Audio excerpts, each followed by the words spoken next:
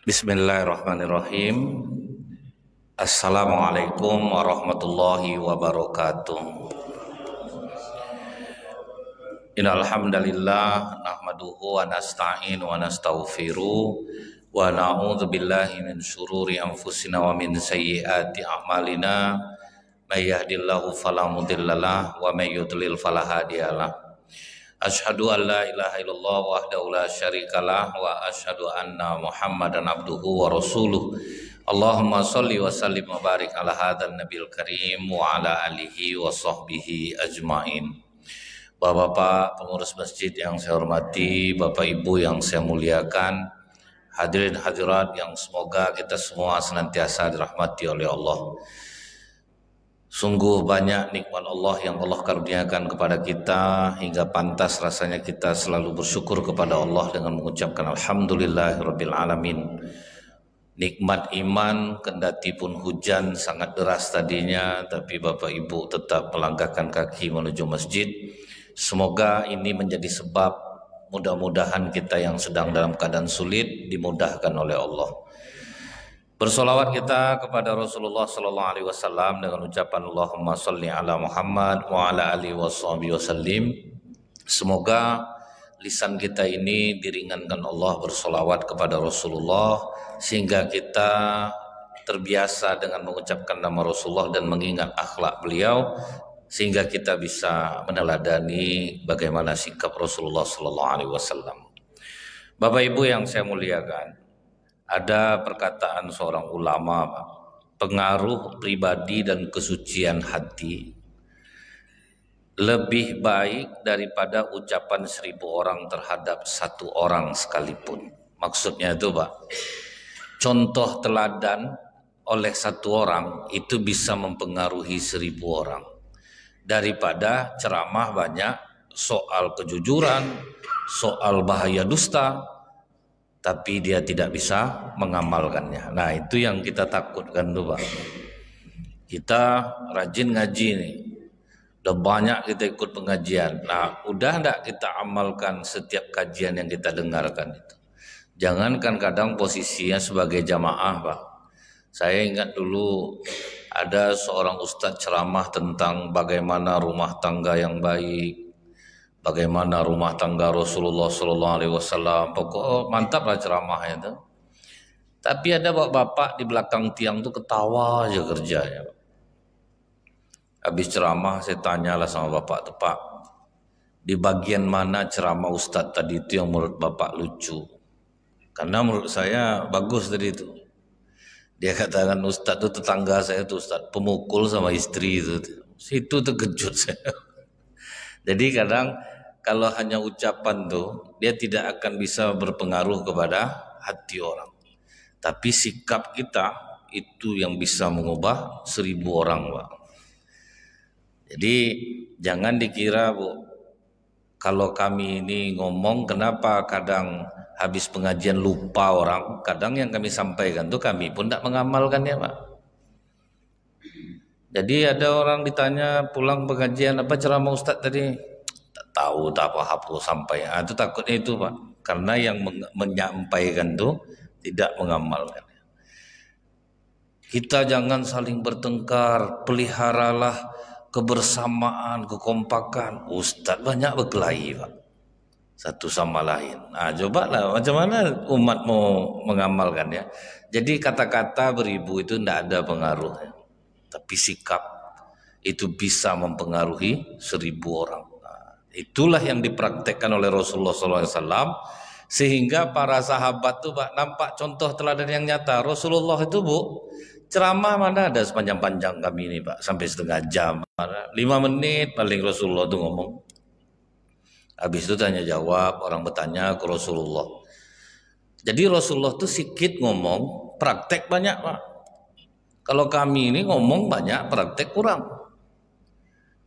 Nah, jadi disitulah Pak, banyak orang ngaji tidak juga bagus hatinya. Itu bukan salah yang mendengarkan tuh, yang menyampaikan tuh tidak sampai ke hati orang Pak. Senyum aja ada 2 Pak. Ada namanya drop jauh, ada namanya sidewise. Drop jauh tuh senyum yang dibuat-buat, maka nggak sampai ke hati orang walaupun dia senyum, Pak. Udah senyum dia jualan nggak juga laku, karena dia dari hati, Pak. Beda dengan sidewise. Sidewise itu dari hati, terasa langsung sama kita.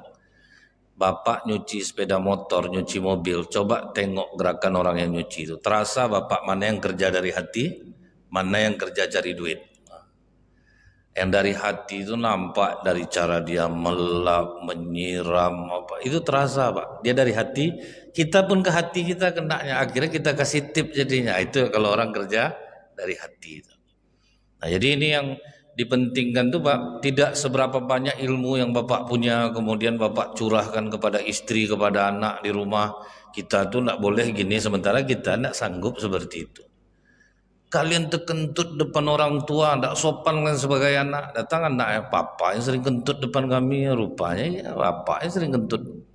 Nah itu ya Pak, itu yang harus kita ingat. Tidak perlu banyak-banyak kita ngomong soal yang betul-betul di rumah sementara.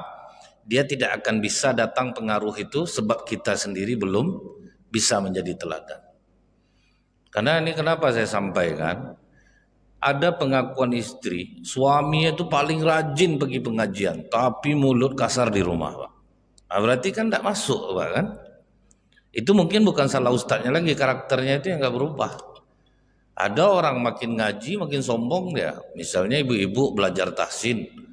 Semenjak belajar tahsin tuh diukur-ukur suara imam, Pak. Salah huruf H-nya tuh. Itu kurang panjang tuh. Dia tak boleh melengkuk-lengkuk macam itu. Akhir banyak anak-anak tak mau lagi tadarus di masjid. Ngapa kalian main di luar, orang tadarus dalam? Muak nengok nenek tuh Ustaz. Salah terus orang ngaji buatnya. Narik napas salah Ustaz. Nah, gimana menjauhkan orang dari hidayah dia, Pak? Nah, itu ya Bu ya. Nah, kemudian apa perkataan Muhammad Yunus? Ini seorang ulama, Pak. Aku belum pernah melihat sesuatu yang lebih berguna bagi kalbu melebihi mengenang orang-orang soleh. Itu yang bisa mengubah kita, Pak. Bagaimana sikap orang-orang soleh, itu tuh yang kita tiru, itu yang lebih cepat mengubah jiwa kita. Sehingganya kata Imam Abu Hanifah, Imam Mazhab Hanafi, aku lebih mencintai hikayat tentang para kekasih Allah dan keindahan akhlak mereka daripada membicarakan banyak masalah fikih. Karena kalau fikih tanpa hikayat orang-orang soleh, maka dia jadinya tidak berguna. Nah makanya nih Pak, misalnya contoh nih Bu, orang belajar fikih wudhu. Jadi kita membasuh muka sebanyak 3 kali, tangan kanan 3 kali, tangan kiri 3 kali, itu secara fikih Pak. Tapi orang akan lebih tersentuh ketika terjadi peperangan antara muslim dan kafir di Ambon. Sebelum orang berangkat untuk jihad, semuanya disuruh beruduk dulu malam itu. Setelah selesai beruduk, mereka pun berangkat berperang. Dan malam itu sangat gelap, tapi umat Islam tidak ada yang salah membunuh satu sama lain disebabkan anggota wuduk mereka bercahaya. Itu lebih enak orang mengamalkannya Pak. Oh itu dahsyatnya wudhu. Jadi itu maksudnya Bu, fikih tanpa hikayat itu dia akan hambar jadinya. Ketika Ibnu Abbas melihat ada laki-laki tua yang salah berwudu, maka yang dipanggilnya adalah anak kecil yang sedang berwudu. Nah, cara berwudu kamu salah. Caranya seperti ini. Jadi bapak tuh nengok Pak, salah aku tadi rupa. Itu Pak, akhlak. Ini mentang-mentang ibu udah rajin pengajian salah wudhu lagi, udah tua bodoh juga lagi berwudhu. Nah macam itu wudhu, maka mengaji kita. Sampai kata suami saya semenjak istri saya pengajian tambah muak saya nengoknya Ustaz. Dulu waktu tidak pengajian aman aja di rumah tuh. Semenjak dia pengajian, karena apa? Tanpa akhlak dalam menyampaikannya. Jadi itulah gunanya Bu ya. Kenapa saya selalu menyelipkan sirah di setiap kajian itu Pak. Bahkan Abul Abbas Al-Arif menceritakan dia pernah berguru dengan Abu Ali Al-Sadafi. Kemudian sedang mengaji fikih itu Pak, ditutupnya lah kitabnya. Mulai dia menceritakan tentang kisah orang-orang soleh, kisah para rasul. Sampai bingung muridnya ini. Kok lebih dalam pula dia membahas kisah orang soleh daripada pelajaran fikih nih.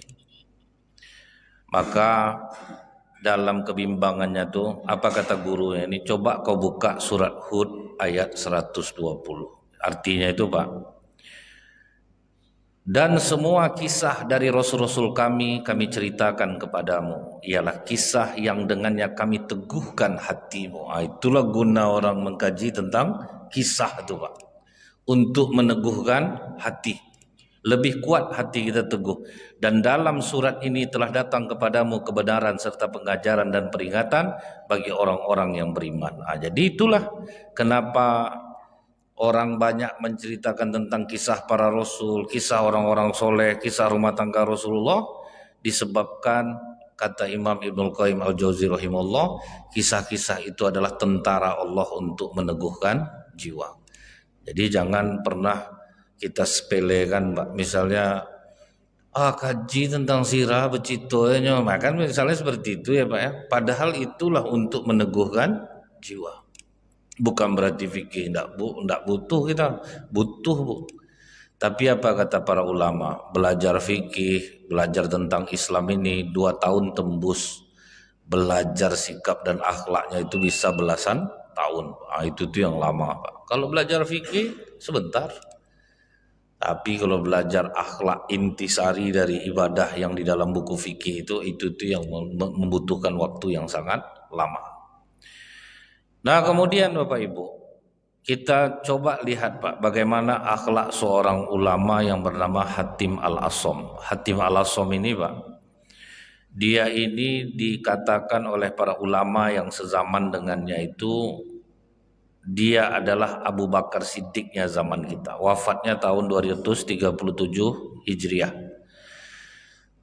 Abu Bakar itu terkenal orang yang jujur, berani berkata benar. Inilah Hatim Al-Asham itu. Jadi waktu Hatim Al-Asham ini ceramah, dulu kan orang ceramah tidak pakai mic Pak. Pas masuk sesi tanya jawab, yang bertanya maju. Nah salah satu yang bertanya waktu itu perempuan, ibu-ibu. Nah disinilah kita tahu ulama dulu tidak ada membatasi Pak. Walaupun perempuan yang bertanya silahkan maju, majulah karena kan tidak pakai mic. Pas sedang bertanya tuh Bu, terkentutlah ibu ini, nggak tanggung kuat kentutnya. Tapi apa reaksi ulama ini ketika mendengar kentut ibu tuh? Tolong diulangi pertanyaannya Bu, karena saya tuli. Senang hati ibu deh, untung peka Ustadz nih, kalau enggak kan tahu. Padahal makanya namanya jadi Al-Asham Pak. Padahal namanya cuma Hatim. Al-Asham itu kan artinya peka. Padahal dia tidak peka. Begitulah dia menjaga perasaan orang, itu yang akhlak tuh Pak. Coba ulangi lagi pertanyaan ibu, karena saya tuli. Diulang, dikuatkan oleh ibu tuh, senang hati. Padahal tanggung kuat, udah kuat busuk lah mungkin lagi Pak kan. Tapi itulah akhlak para ulama tuh Pak. Kadang Bu, mungkin kita anggap mereka tuh melanggar syariat kadang Pak. Anggapan kita, karena kita itu kadang tidak mengkaji yang halus-halus gitu Bu ya. Ada kalanya kita itu harus seperti ini.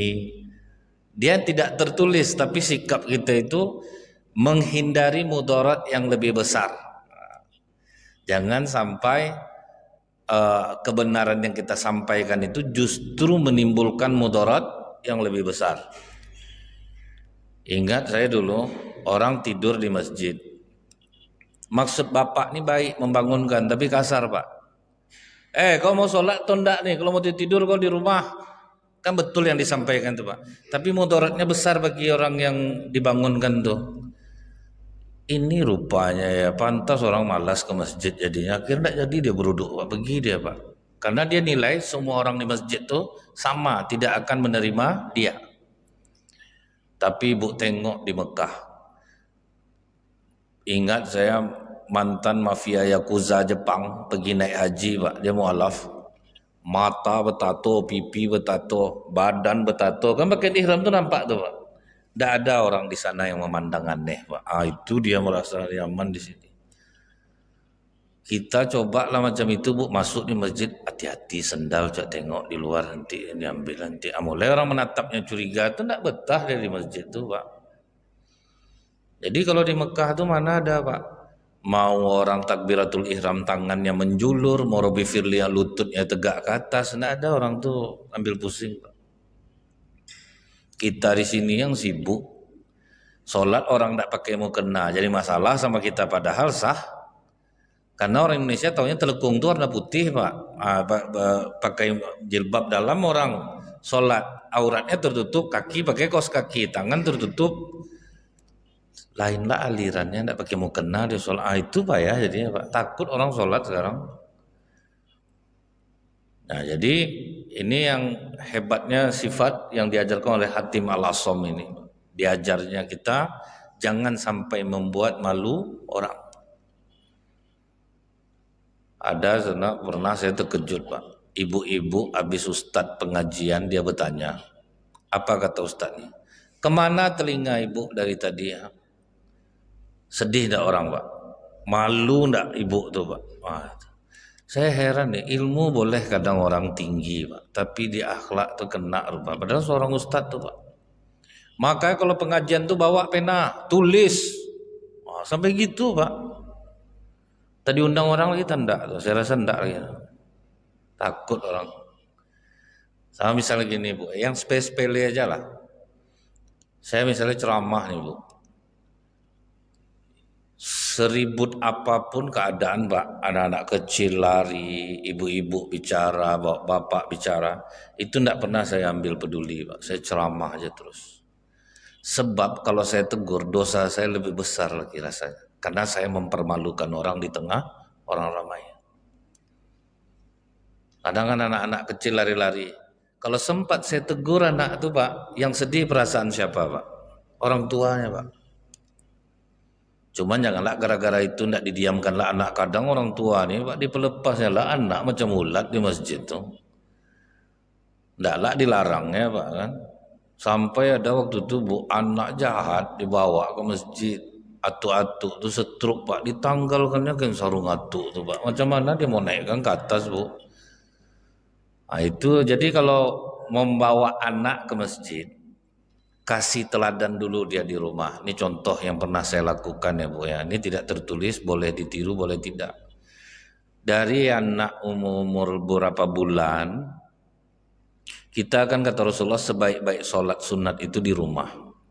Sebaik-baik sholat fardu di masjid. Jadi kita sering sholat sunat di rumah, Pak. Kadang dia menangis, tidak diacuhnya. Kita diam aja. Nanti setelah sholat baru kita peluk, baru kita tembang. Nanti kita taruh dia balik di sebelah sholat. Lama-lama dia faham. Kalau gerakan orang tuaku seperti ini, percuma aku nangis. Dia tidak akan diacuhkannya aku. Nah setelah dia faham, bawalah dia ke masjid. Nampak dia orang gerakan seperti itu, dia diam aja, Pak. Ini percuma aku buat perangai ini, tidak juga diacuhkan. Ini anak tidak pernah dikasih teladan di rumah, langsung dibawa ke masjid, Bu. Akhirnya kan berdosa orang. Saya pernah, Bu, saya jadi imam maghrib waktu itu di Masjid Nurul Iman Pasar Mambo. Jadi terdengar saya pas saya Allahu Akbar, aduh, bisa perempuan, Pak. Sami Allahu liman hamidah. Aduh. Allah, habis maghrib itu langsung ribut, Pak. Tentu saya pergi bilang, apa, Bu? Kok aduh-aduh tadi? Rupanya nenek ini bawa cucu nak tanggung lasak, Pak. Jadi dia lewat di langgar-langgarnya orang. Jadi adalah anak perempuan sebelah nenek nih, dihadangnya anak tuh, Pak. Dia mungkin disangkanya kan kalau kita lagi sholat jamaah tuh sutrahnya itu kan imam, Pak. Jadi siapapun yang lewat depan kita itu jangan ditolak kecuali sholat sunnah. Datang anak ini dia tidak paham, Pak, ditolaknya cucu nenek itu. Dia mengadang, terjatuhlah cucu nenek itu. Dijadikan nenek itulah gerakan sholat untuk memukul anak itu, Pak. Itu Allahu Akbar, Pak. Itu aduh kata anak itu. Sami Allah liman hamidah, Pak, aduh. Allahu Akbar. Dijadikannya gerakan sholat untuk mengkungfu dia, Bu. Nenek itu. Habis sholat tuh ribut, kurang ngajar kau ya, kau tampar cucu aku, gitu-gitulah Pak kan. Kan bermasalah jadinya Ibu ya. Jadi boleh bawa anak-anak, tapi kalau misalnya orang sedang ceramah nih Bu, kita harus pandai bawa cepat cucu kita keluar, bawa anak kita keluar.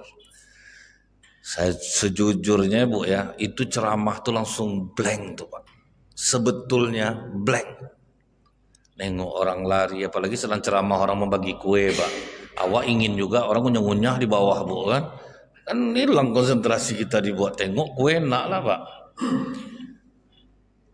Tambah kadang Bu ya, udah disediakan kue untuk ustadz tuh dah.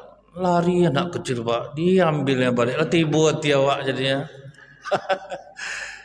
Jadi itu Pak, adab-adab tuh Pak yang mahal, adab tuh yang mahal. Terdengar cucu ibu mekik langsung bawa keluar, jangan didiamkan dalam masjid, ajak dia main di luar. Jadi tenang orang. Jadi misal saya pernah nih Bu, anak dibawa pernah menangis dia ke Masjid Al-Falah, itu saya suruh istri saya jangan ikut sholat jamaah. Di luar dulu, nanti gantian kita. Kan kadang ada hati anak ini sedang tidak enak nih Pak, ada yang nangis, jangan dibawa ke dalam. Bawa main dulu aja, jangan dulu ikut sholat jamaah. Nanti setelah saya nanti barulah saya mendiamkan dia lagi. Jangan sampai mengganggu hati orang. Itu. Tidak usah ganggu hati orang lagi Bu. Apa kata Rasulullah? Apapun bau yang mengganggu anak cucu Adam di masjid, maka malaikat rahmat terganggu. Bau aja terganggu orang Pak. Makanya kalau mau sholat tuh Bu, kalau rasanya ngok kita busuk, jangan mengangu baca ayat tuh. Melayang-layang dia Pak. Menahan napas orang sebelah dibuatnya itu Pak. Terpaksa lah napas orang sebelah.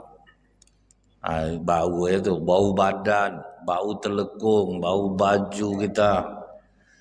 Kan adab sebetulnya itu. Karena malaikat rahmat hadir ketika orang sholat berjamaah. Itu ya Pak ya. Nah ini lihat pribadi dari Hatim Al-Asam.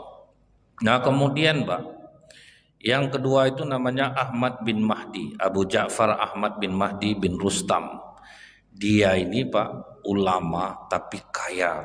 Jadi jangan sampai kita membenci kekayaan Pak.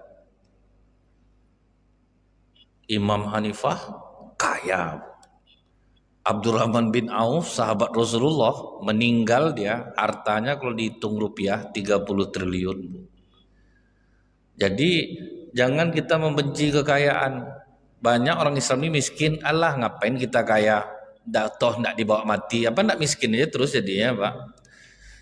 Padahal kalau kita kaya, kemudian kita taat beragama, kita akan menggunakan kekayaan kita itu untuk jalan Allah. Contohnya orang di Bojongkoneng tuh Bu, kaya, di datanya satu RT itu diumrohkannya semua ya Pak, bayangan tuh Pak.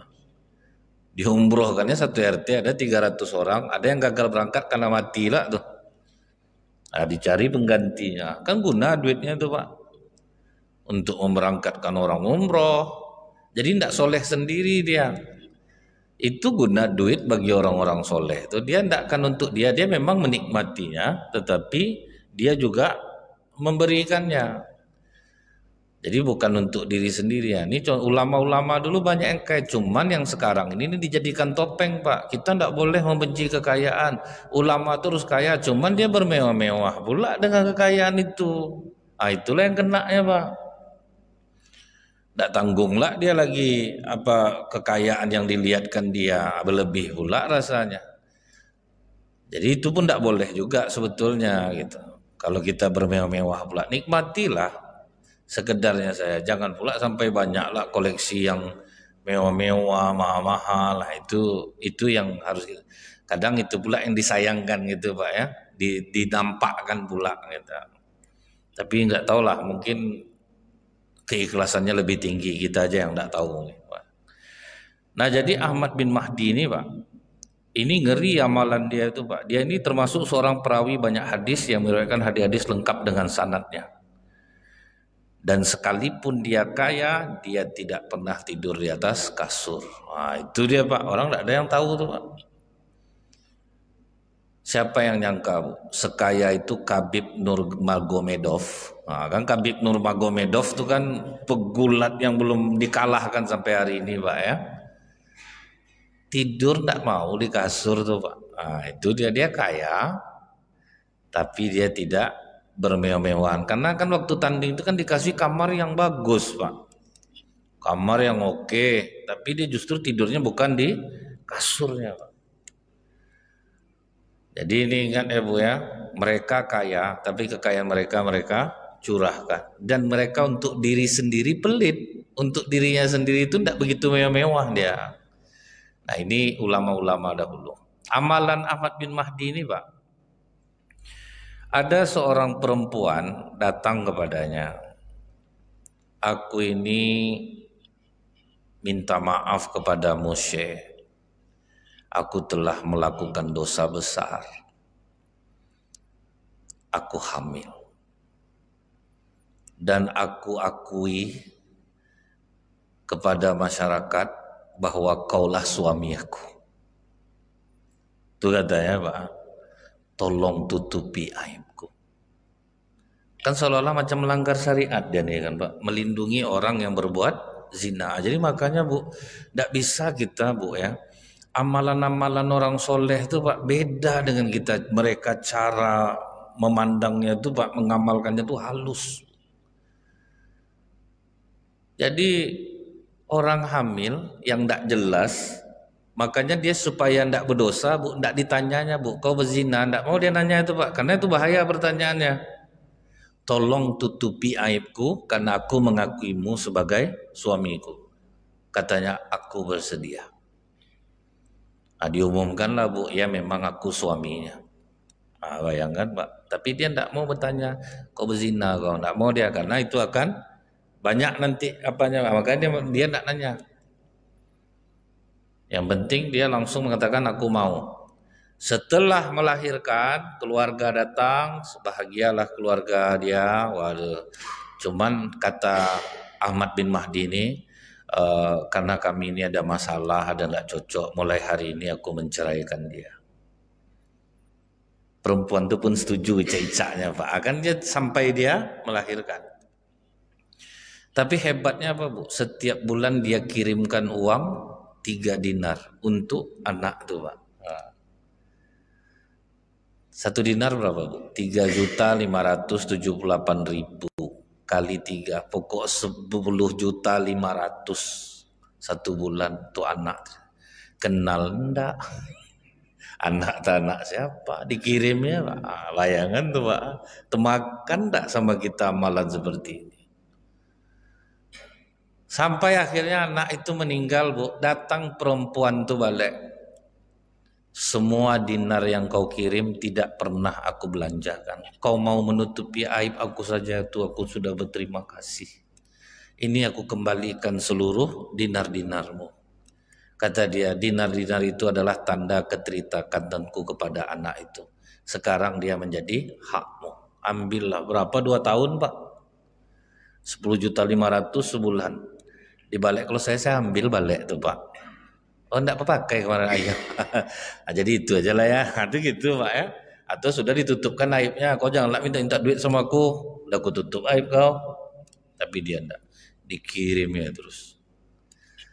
Makan enggak sama kita tuh. Makanya kalau ada orang-orang soleh Pak, kalau dia melakukan hal-hal yang rasanya menurut kita tuh aneh, tanyalah dulu gitu Pak ya. Jangan sampai kita berprasangka buruk. Contoh yang terjadi kepada Imam Syafi'i. Imam Syafi'i itu kan muridnya Imam Ahmad bin Hambal Pak. Nah Imam Ahmad bin Hambal ini sangat hormat kepada Imam Syafi'i. Jadi makanya mazhab itu jangan dibenturkan karena mereka aja saling menghormati satu sama lain. Yang paling tua Imam Abu Hanifah. Imam Syafi'i pernah berziarah ke makam Imam Abu Hanifah. Karena kan tidak jumpa Pak, sudah meninggal. Orang-orang di daerah itu banyak menghormati Imam Syafi'i Pak. Didapuklah Imam Syafi'i untuk menjadi imam sholat subuh. Imam Syafi'i mengajarkan kepada murid-muridnya jangan pernah tinggalkan kunut subuh. Kalau tertinggal kunut subuh harus sujud sahwi.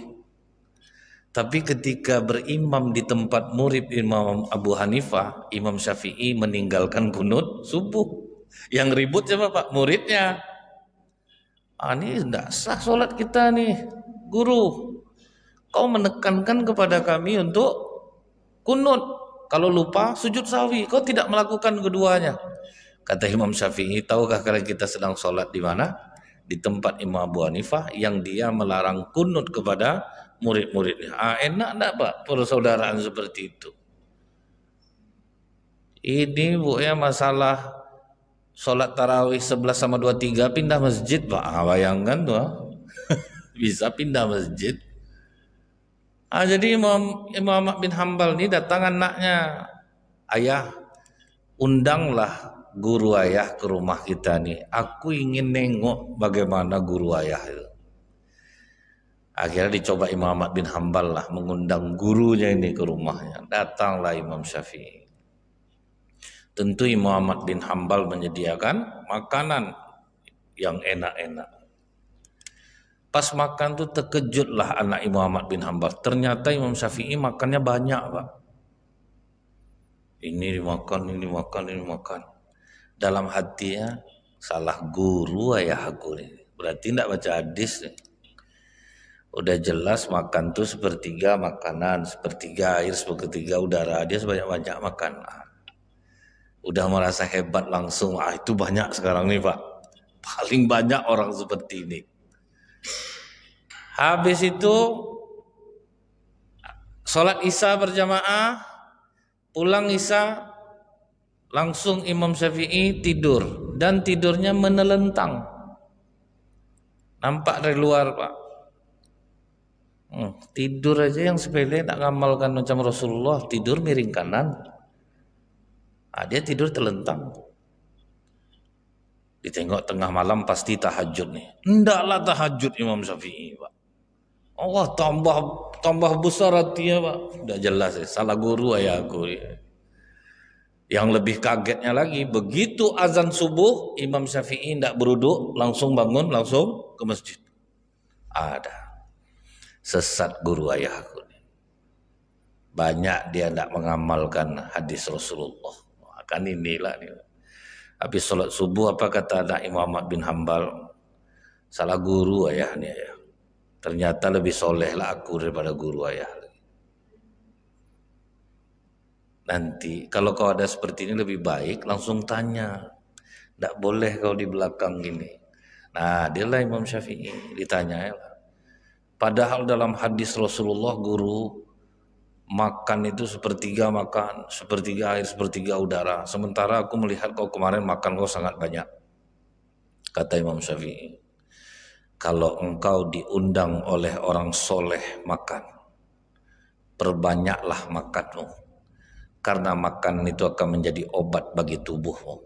Karena orang soleh itu dia dermawan. Orang dermawan itu disukai Allah, disukai manusia dan dekat dengan surga. Jadi makan banyak di rumah orang soleh itu akan menimbulkan kekuatan iman. Tapi apabila orang pelit mengundangmu makan, ngajak makan pas mau masuk puasa, Pak, permintaan banyaklah tuh, doa hajat rumah baru, anak melahirkan, suami jabatan. Sekali itu ngundang itu pun lauknya Bu, telur rebus belah dua kasih kuah kacang, itu pakai mie. Sudah itu ikan serai. Permintaan banyaklah Pak. Kalau orang macam itu yang ngundang, sedikitkan makanmu. Karena Allah benci dengan orang pelit. Karena makanan itu akan menjadi penyakit di dalam tubuhmu. Maka kalau Bapak habis makan rumah orang Pak, mengayang pandangan Bapak, bukan makan yang salah Pak. Salah tempat makan kita kadang. Tempat orang pelit kita makan, padahal kita heran, padahal aku cocok aja makan nih biasa. Macam gejala kolesterol Pak habis makan di rumah dia, tengkuk berat. Padahal kita biasa makan itu. Takutnya itu makan di rumah orang pelit. Kan kita bisa melihat Pak, mana orang pelit, mana orang dermawan. Kalau orang dermawan ngajak makan hajar sebanyak-banyaknya. Tapi kalau orang pelit ngajak makan sesekali betul ngajak makan. Itu lebih baik sedikitkan makan. Nah, kemudian guru, oke lah itu salah aku. Kau tidur tidak miring kanan, kau menelentang. Dan kau tidak tahajud malam. Bahkan kau tanpa wudhu berangkat ke masjid. Kata Imam Syafi'i, aku menelentang karena aku tidak tidur. Jadi kugunakan waktu itu untuk membahas, mencari jawaban pertanyaan umat kepadaku. Jadi sampai menjelang subuh itu aku sudah menyelesaikan 70 masalah yang untuk aku jawab. Rupa tidak tidur, Pak. Lebih didahulukannya ilmu itu. Nah, karena wudhu aku belum batal, makanya aku langsung ke masjid. Tak perlu wudhu lagi, karena wudhu aku tidak batal, tidur aja tidak. Barulah menangis anak Imam Ahmad bin Hanbal. Nah, jadi orang-orang soleh ini kadang dia mungkin kelakuannya itu tidak masuk di akal kita, tapi janganlah berlebihan Pak ya, adalah alasan dia. Nah, ini nanti jangan digunakan yang kata-kata saya ini untuk sembarang lah Pak. Nampak orang soleh aneh-aneh kelakuannya taik, dia apanya ke badannya. Kata Ustaz Nazim tidak boleh kita buruk sangka, itu tidak Pak. Kecuali terhadap satu orang. Ada kuburan di Mesir Bu, namanya Al-Mis di Batu Nisan itu. Kan wewangian tuh Pak. Itu memang betul, dia itu pedagang baju Pak, tapi solehnya minta ampun dan ganteng. Jadi dia jualan rokna, datang perempuan, dipanggil perempuan tuh dia. Aku mau beli baju. Pas masuk dia ke dalam dikunci sama perempuan tuh. Aku suka betul sama kau. Kau harus mau sama aku. Ketakutan dia Pak. Tunggulah dulu, mandi aku dulu. Masuk dia ke WC Bu. Nampak tempat tai itu Pak. Dilapkannya ke badannya. Ya Allah, ampuni aku menggunakan najis untuk tubuhku. Keluar dia, aku udah siap mandi gitu. Oh gila kau rupanya, kata perempuan ini, keluar kau. Keluar dia Pak, selamat dia gara-gara itu. Tapi semenjak dia bersihkan tai itu, tubuhnya mengeluarkan wangian Pak. Jadi maka sampai mati itu dia tulisan di nisan dia tuh Al-Mis. Karena semenjak dia membersihkan tai di badan dia tuh, tubuhnya wangi jadinya. Karena dia takut kepada Allah. Tapi kalau saya buat macam tuh lempar ke batu, Pak, itu ndak itu. Kadang kan orang yang aneh-aneh itu Bu ya, nanti tidak usah kita buruk sangka. Dia orang soleh tuh buka baju saya ceramah sini Pak kan. Itu orang soleh tuh tidak boleh dia apa kan, ndak aja tuh Pak. Jadi janganlah berlebihan pula gitu. Ya masih masuk akal lah. Dan tidak bertolak dengan keumuman. Alasan itu tidak bertolak dengan keumuman. Nah kemudian Pak yang berikutnya ini namanya virus Al-Dailami. Virus Al-Dailami ini Pak yang dia ini Bu Raja Yaman Pak. Cuman tunduk dengan kekhalifahan Islam yaitu Umar bin Khattab radhiyallahu anhu. Dia termasuk sahabat Rasulullah sallallahu alaihi wasallam yang jarang terdengar namanya. Dia raja di Yaman Bu. Datang surat Umar bin Khattab. Hai virus, enggak ada manggil raja Pak. Semenjak jadi raja ini udah enak duduk kau, makan kau enak-enak. Setelah surat ini kau terima, kau harus berjihad di jalan Allah. Temui aku di Madinah. Dapat surat Umar tuh Pak, enggak ada cerita Pak, ditinggalkannya kerajaannya. Bayangkan tuh Pak. Keteguhan hati seorang virus Al-Dailami. Tunduk kepada pimpinan. Ini coba kadang kan ego kita tinggi Pak. Awak nak gitu-gitu kan ya. Awak rajanya, Pak sopan lah sikit. Kan pasti gitu-gitu ya Pak ya. Tidak ada.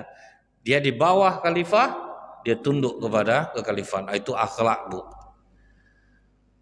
Macam kami ini kadang Bu ya, kan diuji dengan kemuliaan. Kadang jamaah kan berlebihan pula Pak. Di situ saya salut, ada seorang ulama di Mesir, belum lama lagi Pak. Dia kalau ceramah, ramainya orang itu macam uas tuh Pak. Sampai suatu ketika naik kesombongan di jiwanya.